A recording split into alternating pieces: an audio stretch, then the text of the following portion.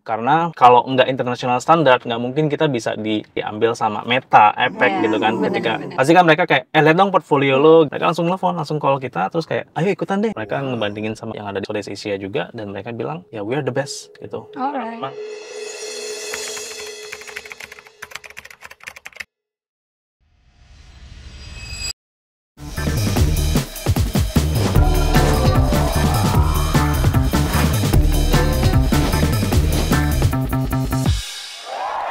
Welcome back to Car Pitch Season 2, a program by Digital Hub, Sinar Mas Land, and Teman Startup, where we bring startup founders pitching sessions selama 20 menit di dalam mobil bersama para venture capitalists. Mereka akan berjuang untuk mendapatkan the golden ticket. Let's see on Car Pitch Season 2.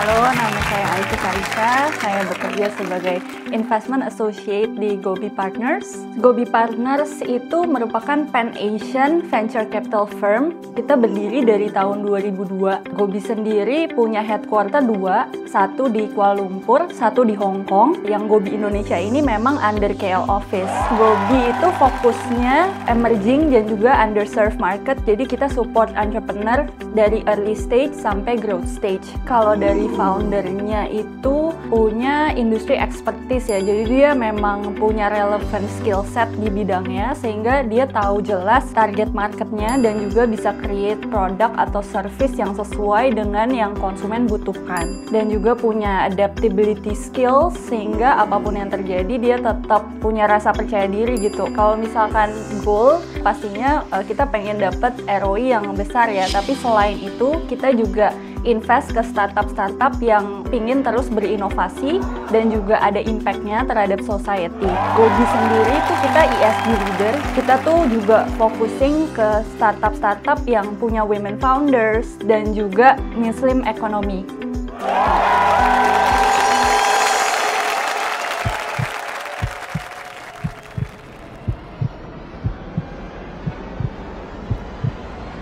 Hai. Halo. Andes dari Sintobia. Yang sudah di-prepare tentunya beberapa pencapaian ya, karena sejak kita terima seed investment tahun 2019, kita sudah mencapai beberapa ekspektasi investor juga. Data-data itu yang kami siapkan di dalam percakapan nanti, juga karena memang kami sedang mempersiapkan untuk mencari pre-series A funding. Sebelum kita lanjut ke series A funding, mungkin bisa dapat golden ticket ya, dan juga bisa melanjutkan ke sesi berikutnya ke investor-investor yang memang tertarik dengan bisnis kami. Nice to meet you, Mbak. Nice to meet you. Iya. Langsung aja kali ya. Iya. Interaktif aja gitu. Oke. Jadi perkenalkan, Mbak, nama aku Andes dari Shinta VR. Aku one of the founder of this company. Jadi sebenarnya kita berdiri dari tahun 2016. 7 tahun ya. And so far kita udah finish more than 150 project di 12 negara. Dan memang kita tuh 3 tahun pertama tuh kita mulai as a service company. Jadi kita kayak software house tapi yang khusus ngelakuin virtual reality. Nah, kemudian 2019 kita dapat seed investment, not much, 300.000 tahun 2019. Valuasi kita saat itu $3 million post money valuation. Tapi after seed period sampai sekarang kita tuh udah berhasil naikin 6 kali ya revenue growth kita sejak seed investment. Sejak 2020 sampai 2022. Per tahunnya itu 3 kali per tahunnya. Karena emang target kita untuk revenue growth dulu. Tadi udah 7 tahun ya? Udah 7 tahun. Tiap tahunnya sekitar 20 project. Iya. Oke, berarti kalau itu tadi ada di berapa country? 11? Ada di 12. Nah, dari 12 itu berarti masing-masing tim ada di sana? Enggak, kita semua di Indonesia. Oh gitu. Jadi paling ya kalau misalkan yang dari luar negeri udah mau penyerahan project, ya kita datang ke sana. Gitu. Strateginya gimana tuh buat dapet klien yang di negara lain juga? Unik ya, karena virtual reality kan termasuk emerging teknologi ya. Jadi kita cuma nyasar ke beberapa forum. Jadi ada juga beberapa klien kita ketemu justru di grup Facebook. Jadi kayak ada forum gitu virtual reality di LinkedIn atau di Facebook. Terus ya udah kita ngobrol-ngobrol segala macam. Ada yang dia dari agency, ada yang dia dari mana. Terus aku ngenalin perusahaan gitu kan. Habis itu ya udah kita jalanin project. After kita 2019 dapat seed investment, kita mulai bikin produk karena kita tahu bahwa ya udah kalau service company ya hidupnya dari service company, maksudnya dari project aja kan. Dan kita mau ngelakuin sesuatu yang scalable dan juga punya impact buat masyarakat khususnya. Kita memang mencoba membuktikan kepada seed investors kita bahwa virtual reality ini kalau kita punya strategi yang cocok untuk sebuah negara atau sebuah target market, bukan sesuatu yang tidak mungkin kok untuk bisnis ini bisa berkembang gitu. Makanya kita mau buktikan dengan ya udah kita kerja revenue growth dulu gitu. Nah, jadi game selanjutnya apa? Game selanjutnya adalah pre-series A. Ini kita mau ngimbangin antara revenue growth dengan user growth. Gitu. Karena kita juga punya beberapa produk yang nanti akan aku ceritain.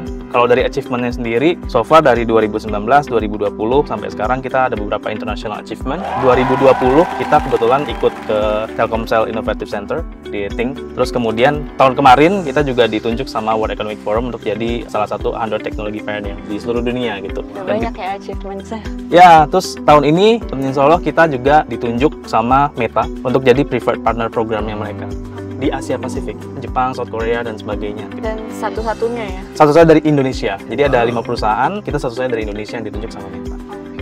4 lainnya berarti dari luar. Tapi masih di Asia atau beragam? Ada yang dari US. Oke. Nah, ini produk kita. Jadi setelah kita dapat seed investment, akhirnya ya udah kita bikin produk nih. Nah, tapi produk kita yang kita bikin ya tentunya kita low hanging fruit marketnya dulu nih. Sementara kalau di negara berkembang kayak Indonesia, teknologi 3D interaktif dan virtual reality itu sebenarnya sangat dibutuhkan di dunia pendidikan, learning and development, sama entertainment. Jadi dua sektor ini sebenarnya low hanging fruit yang gampang banget kalau misalnya kita punya strategi yang bagus gitu ya di negara berkembang kayak Indonesia. Nah, kalau di education, kita nyasarnya ke K-12. Jadi dari SD sampai SMA SMK, kita bikin kayak semacam Canva, Mbak.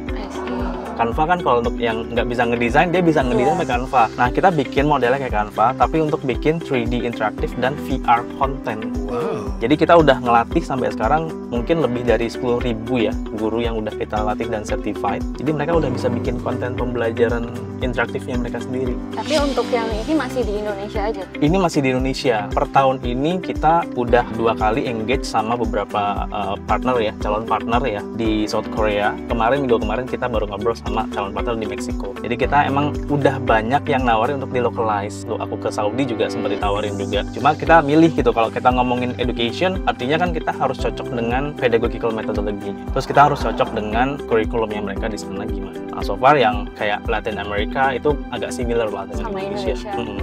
Kalau di Indonesia sendiri, kita tuh udah digunakan di 1.500 sekolah di 34 provinsi. Kita punya 10.000 guru yang udah kita training, dan gak hanya itu, kita bikin komunitas. Jadi ini strategi kita untuk memarketingkan si Melia Lab ini, kita bikin dengan strategi community based marketing. Jadi kita bikin ambassador, ada 300 teacher ambassador yang mereka itu aktif banget ngelakuin praktik baik, riset, bikin template. Kalau 1.500 sekolah ini sekolah negeri atau swasta? Sekolah negeri banyak. Negeri, ya? Karena kita ini, Melia Lab ini, itu kita udah ada di platformnya Kemdikbud Marketplace. Kan dia punya marketplace namanya Siplah ya. Nah, dari Siplah itu kita udah taruh Melia Lab. Sekolah yang mau pakai dana BOS, bantuan perjalanan sekolah, mereka bisa belanja. Gitu. Nah, kalau untuk higher education kayak universities dan juga corporate learning and development, kita punya Space Collab. Jadi kalau Space Collab ini platform untuk collaborative multiplayer dan multi-device system. Jadi mereka bisa bikin avatar, tadi foto selfie-nya, terus abis itu mereka bisa meeting, bisa presentasi dan segala macam di virtual environment, bahkan sampai ke soft skill training, melakukan role play atau hard skill training gitu, kayak misalkan rakit mesin dan sebagainya. Nah, ini kita bikin di Space Collab. Ini juga udah digunakan di beberapa perusahaan nih sama university. Bagusnya beberapa case studies kita itu bisa meningkatin efisiensinya mereka tuh sampai 65%. Kalau ini tapi universitasnya di Indonesia juga atau? Di Indonesia. Di Indonesia. Karena kalau Space Collab ini dia baru kita luncurin 2021. Ini yang paling muda nih produknya. Nah, kalau yang entertainment, jadi kita nyasar juga nih entertainment and IPs. Tahun 2020 kita create namanya Virtual Character System. Ini untuk bikin avatar. Gitu. Jadi ini juga udah digunakan di beberapa perusahaan juga dan brand, dan kita juga punya agency virtual YouTuber namanya Mahapanca. Itu juga sekarang kalau di total karakternya tuh subscribernya udah lebih dari 1 juta. Bukan di Indonesia aja gitu. Ya kan? Kalau IP apa buat avatar ini. Iya, betul.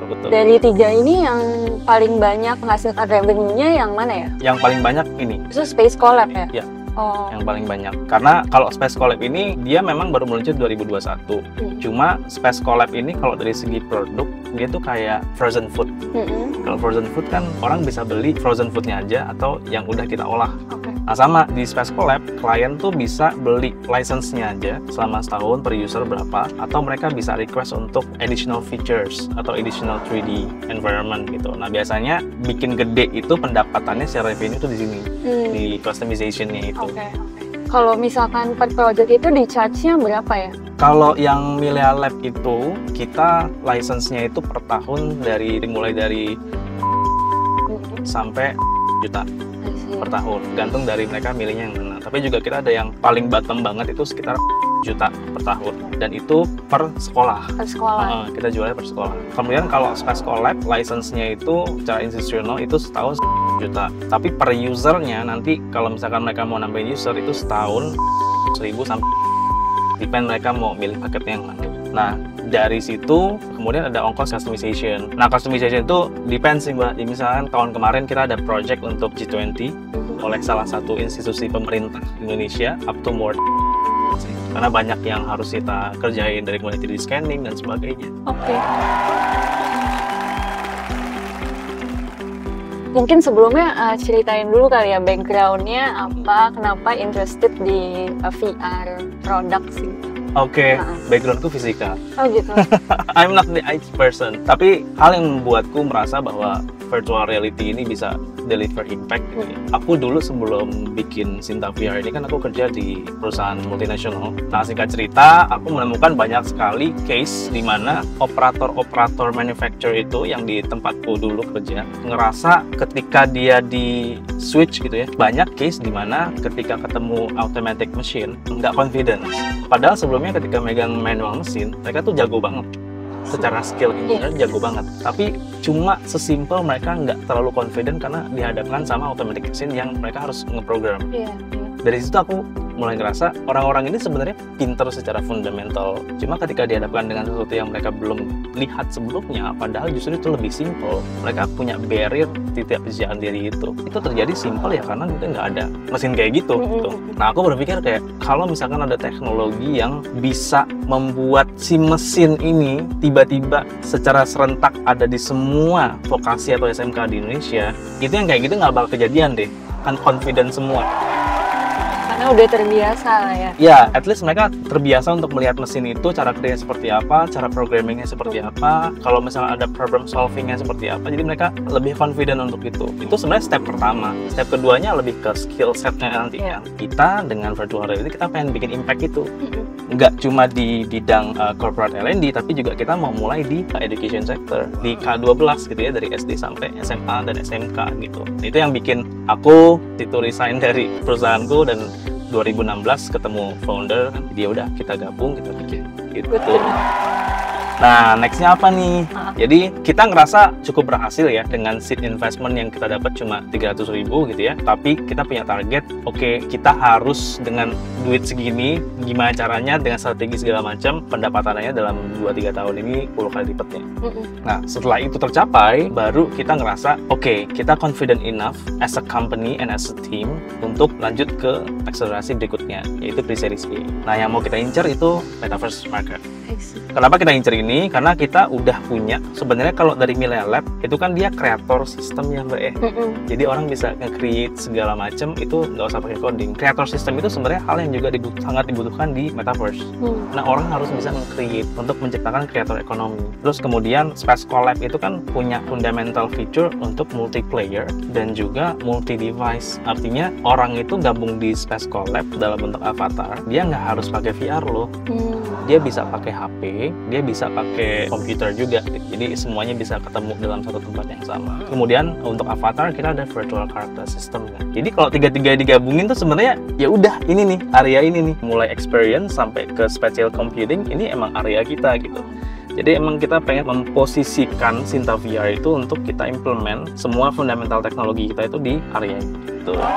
Speaking about metaverse, kita juga sebenarnya di Sinta VR itu udah punya 2 project. Jadi yang tadi teknologi yang kreator, multiplayer, dan avatar itu kita gabungin. Nah, kita punya project di Indonesia namanya Transverse. Yang ini yang kerjasama dengan Trans Entertainment, Raffi Ahmad sebagai IP-nya gitu ya, dan beberapa perusahaan di kolaboratornya gitu. Sinta VR, kita take part-nya itu di teknologi metaverse-nya, multiplayer, terus kreator, dan sebagainya. Nah, satu lagi, kita punya project metaverse, ini untuk international market, khususnya Jepang. Jadi namanya, dan ini juga metaverse yang emang didukung sama salah satu layer 1 blockchain lah yang cukup terkenal gitu. Jadi kita punya 2 ini, yang ini untuk kita fokus ke Indonesian market, yang ini internasional dan Asia Pacific, karena memang kebutuhannya berbeda. Jadi lebih fokus lah ya, kayak tadi customization project-nya. Yes, betul. Nah, ini kayak revenue gameplay kita, license, soon kita akan rilis individual subscription, terus kemudian kalau untuk metaverse-nya kita akan rilis consumer transaction. Mungkin sebelum ke fundraising, mau tanya untuk produk sama tech teamnya tuh ada berapa orang? Karena kan metaverse sendiri perlu orang-orang yang memang punya skill set di bidang ini gitu ya, dan startupnya juga harus punya strong team lah khususnya di bidang ini gitu. Nah, kalau dari Sinta VR sendiri? Tim itu kita udah hampir 100. Kebetulan CTO kita ngambil S2-nya di Jerman, di Aachen, dan ngambilnya emang virtual reality. Jadi dari awal kita rekrut dia as co-founder, CTO, kita bareng tuh udah memetain gitu. Oh, pengembangan teknologinya kayak gini. Berarti aku dari strategi bisnisnya kayak gini. So far sekarang kita udah punya banyak sekali senior engineers gitu ya, yang memang sebenarnya senior engineers ini yang bisa dibilang skill setnya udah international standard sih. Karena kalau nggak international standard, nggak mungkin kita bisa diambil sama Meta, Epic gitu kan. Ketika pasti kan mereka kayak, lihat dong portfolio lo gitu, atau lihat dong hasil kerjanya kayak gimana. Ya setelah kita kasih tahu gitu, mereka langsung nelfon, langsung call kita, terus kayak, ayo ikutan deh, gini segala macam. Terus kayak mereka ngebandingin sama beberapa yang ada di Southeast Asia juga, dan mereka bilang, ya we are the best.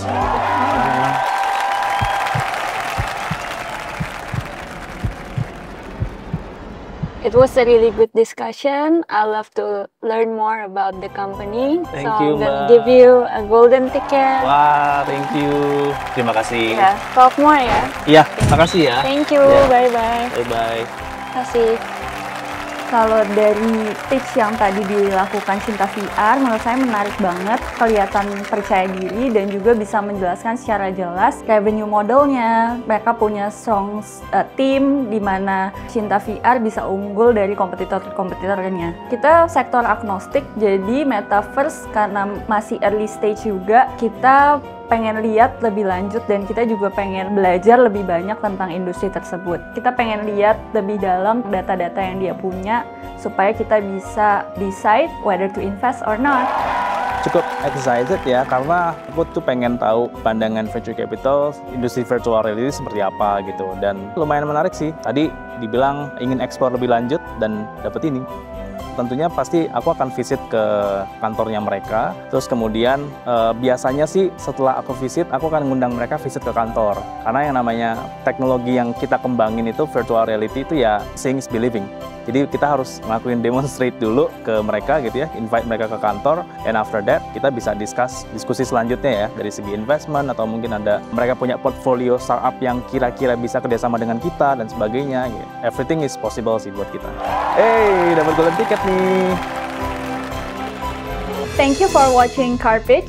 Kalian bisa tunggu episode berikutnya atau nonton episode-episode sebelumnya. Sama satu lagi, jangan lupa follow sosialnya Gobi dan juga cek website kita ya di sini. Bye!